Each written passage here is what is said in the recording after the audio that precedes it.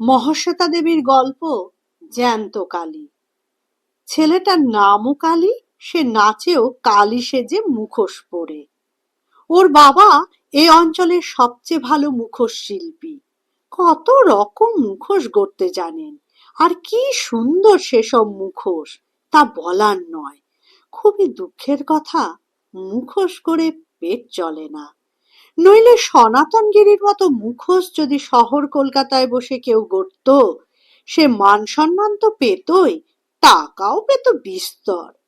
সনাতনগিরি মানুষটা ভারী নম্র আর মিষ্টভাষী।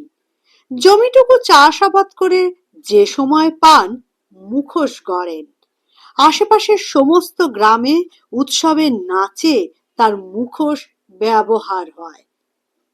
এবার ভারী খরা গেছে, তার উপর অসময়ে বৃষ্টি। ধানের গতি খুবই মন্দ। সনাতনগিরি আর তাঁর মতো প্রবীণ কজনার মুখ শুকনো। আকাল এলো বলে গ্রামের যারা মজুর খাটে তারা বলল পালধি বাবুরা দিঘি উদ্ধার করছে, লালমোহন বাবু কন্ট্রাক্টর রাস্তা কাটাচ্ছে। আমাদের ৫-৭টা গ্রামের মানুষকে যদি নিত, তাহলে তো দুঃখ কিছুটা ঘুচত। নিতে চায় না যে। আপনারা বলে কয়ে চাপ দাও দেখি, কেমন না নেয়। শেষে সে রিলিফ ভরসা। রিলিফের আম যাবে লালমোহনের ভাইয়ের ঘরে, আঁটি পাবো আমরা। দেখি। সনাতনেরই ছেলে কালী, কালীচরণ। সে ভাত খেতে খেতে কথাগুলো শুনল, তারপর বেরুলো ছিপ নিয়ে। বাবা বললেন, কোথায় যাচ্ছিস? এই রতনের ছিপটা ফেরত দিতে। ঝপ করে আসবি, মুখোশ রং করলেও তো কাজ হয়। রংটা ধরালি, আমি নয় তার উপর চিত্তির করলাম। বংশের কাজ একটা। কালী নীরবে বেরিয়ে গেল। ওর চেলারা অপেক্ষা করছিল। গ্রাম পেরিয়ে ডহর। ডহরটা এককালে খুব গভীর ছিল, খুব বড়। এখন মাটি পড়ে বুঝতে বুঝতে ছোট হয়ে এসেছে। তবু খানিক জল তাতে থাকে। জলে মাছও আছে, ল্যাঠা, গজার, ময়া, টাকি। মাঝে মাঝে কালীদের ছিপেও ধরা পড়ে। ছেলে সারাদিন ছিপ নিয়ে টই টই করলে কালীর বাবা বকেন, মা কিছু বলেন না। কালী আনলে তবেই তিনি স্বামী ও ছেলেদের পাতে একটু মাছ দিতে পারেন। কিনে খাওয়া তাদের সাধ্য নয়। কালীর জন্যে ছেলেরা বসেছিল। কালী বললে, যা, আর মাছ ধরবো না। কেন? ভালো লাগছে না। কি হলো? দূর, সব সময় সেই এই আকাল এলো, এই রিলিফ পেলাম না, চিরকাল এক কথা, ভালো লাগে। রতন বললে, ওহ, রিলিফ মেরে গোলবদন বাবু কি মারা বানিয়েছে রে। এই দালান, এই চাপাকল, ফুস ফুস করে জল উঠছে। দাদা জন খাটতে গেছিল, বলল, এই মুড়ি, জলপান, এই চিড়ে সব বস্তা বস্তা, ঢোল ঢোল বোঝায়। তবে আর কি, সে গল্প শুনেই পেটটা আমার ভরে গেল। খেঁচাচ্ছিস কেন? ভালো লাগছে না বললাম তো। তুই বল না, কি করা যায়? রতনের ভাই মদনা। জ্বরে জ্বরে সে টিং টিঙে, গলাটাও তার পিং পিঙে। সে সরু গলায় চেঁচিয়ে বলল, আমার কাকারা আকাল হলে তোর বাবার কাছ থেকে মুখোশ চেয়ে এনে নাচ দেখাতে বেরুতো, যত সব তাবড় তাবড় লোকের বাড়ি। এই এত চাল আনতো, কুমড়ো আনতো, সবাইকে বেটে দিত, আর নিজেরা ফিস্টি করত। তুই তো কালী নাচতে পারিস, তাই না? তুই তো জ্যান্ত কালী। চুড়ো কাকা গান গাইতে পারত, আমি নাচলে গান গাইবে কে শুনি? তারু গাইবে। তারু অমনি হাত তুলে চেঁচিয়ে গেয়ে উঠল, মা নালাচতে নেমেছে। দুষ্ট লোককে মারবে বলে খাড়া তুলেছে। কালী বললে, এ মন্দ বলিসনি, দাঁড়া বাবাকে বলি। সনাতন প্রথমে রাজি হননি, কিন্তু কালী খুব জেদাজেদি জুড়ল। বলল, দূরে দূরে যাব নাকি, কাছে পিঠে ঘুরে দেখি, তেমন জুত না হলে ফিরে আসবো। মা শুধু বললেন, কোথাও কিছু বাঁধিয়ে এসো না বাবা, তোমার অসাধ্য কাজ কিছু নেই। না না, একটা দল বলে কথা, আমি বড়, আমি কখনো গন্ডগোল করি? মুখোশ টুকোশ নিয়ে ঝোলায় পুরে ওরা 6 জন বেরোলো।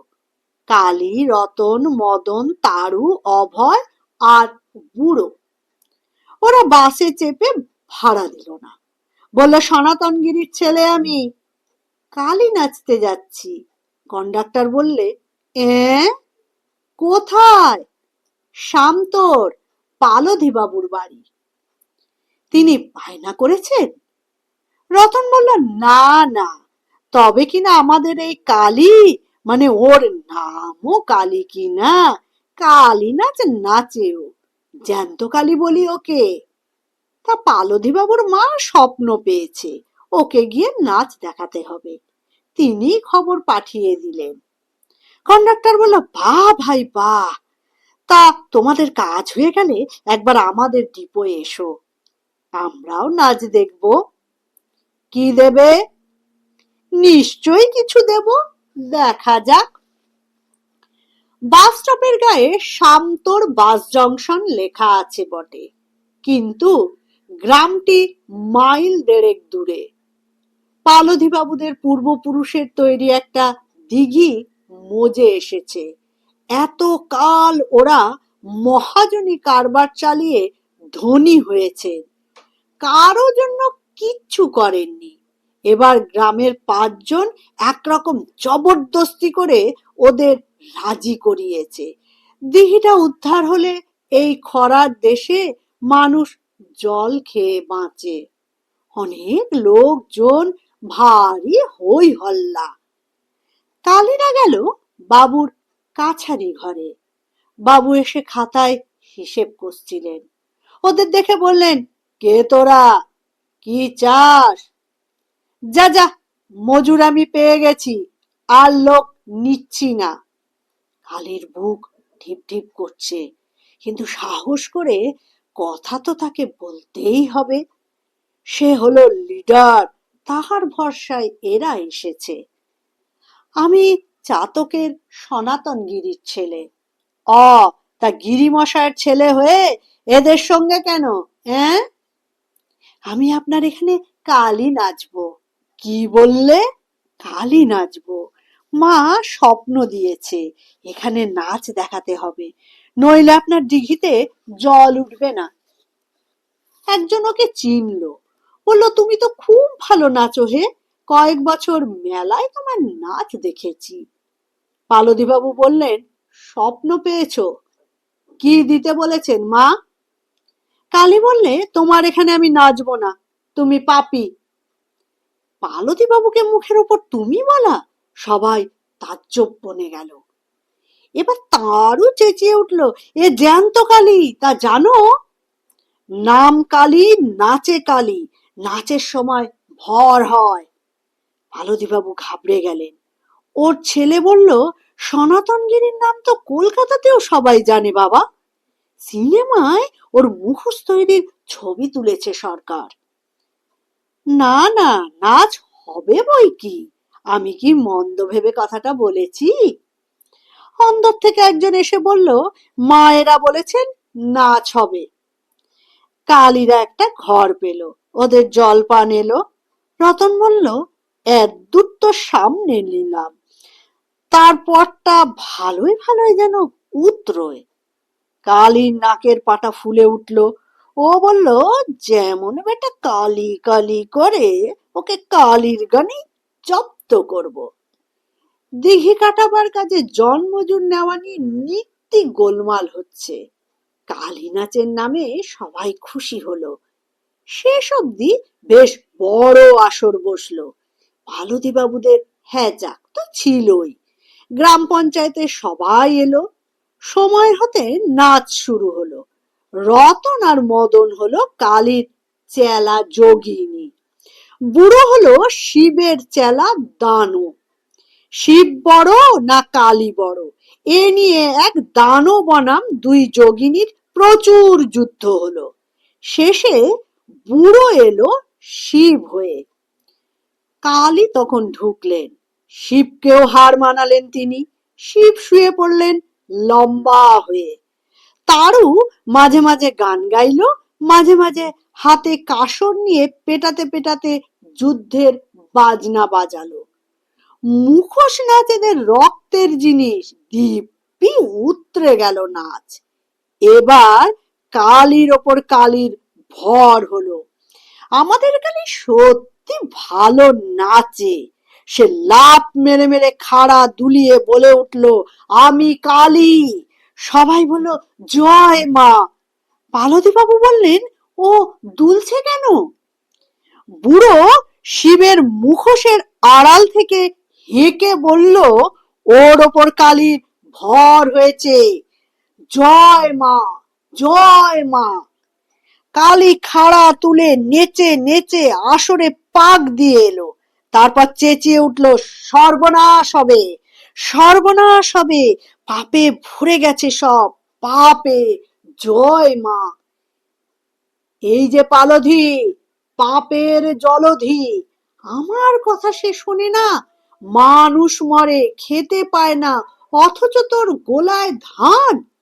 গ্রামের মজুর ভিক পায় না, বাইরের মজুর নাচাস। দিঘি কি তোর? তোর পূর্বপুরুষ আমার নামে দিঘি দেয়নি? পার্বতী বাবু চেঁচিয়ে উঠলেন, মাকড়া চণ্ডীর নামে। আরে রে অবিশ্বাসী, আমি মাকড়া চণ্ডী, উনি আমি। তোর পাপে সর্বনাশ হবে রে। আসরে হইচই উঠল। কালী নেচে চলল, খাড়া দুলিয়ে লাফ মেরে। এমন নাচ সে গায়ের মেলাতেও নাচে না। নাচ দেখে সবাই ধন্য ধন্য করতে লাগলো। পার্বতী বাবু মোটেই খুশি হননি। কিন্তু সবাই, বিশেষ করে তার মা আর বউ বললে, কালীর ভর না হলে ওই রোগা ছোট ছেলের মুখ দিয়ে এত কথা বেরোয়? ভর না হলে কেউ শূন্যে উঠে পাক মেরে নাচতে পারে? পঞ্চায়েতের লোকেরাও বলল, যা বলে তাই দিন। ওহ, কি নাচ দেখলাম। যদি বলে সকল গায়ের লোককে মজুর নাও, তখন? রামচরণ সর্দার পঞ্চায়েতে নতুন প্রধান। সে দাঁত বের করে বললে, পূর্বপুরুষ তো জোড়া দিঘি কাটিয়ে দিছিল আপনার, পাশেরটাতেও হাত দিন, আমরাই আশপাশ থেকে লোক এনে দেব।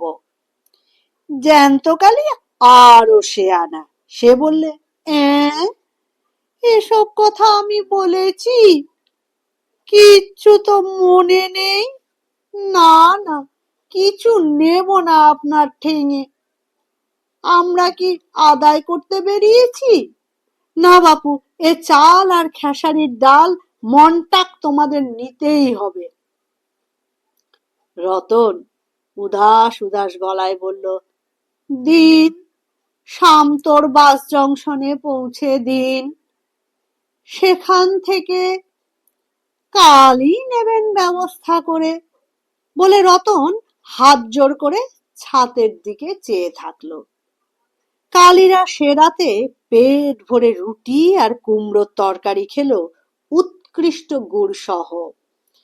ঘুমোতে যাওয়ার আগে কালী বলল, বাস জংশনে ডিপো, এই লোকটারই বাস চলে। 8টা বাসের কন্ডাক্টর, ক্লিনার, সে অনেক লোক। সেখানে নাচ দেখাবো, যা দেয় দিলে। বস্তাগুলো তো পৌঁছে দেবে নিখরচায়।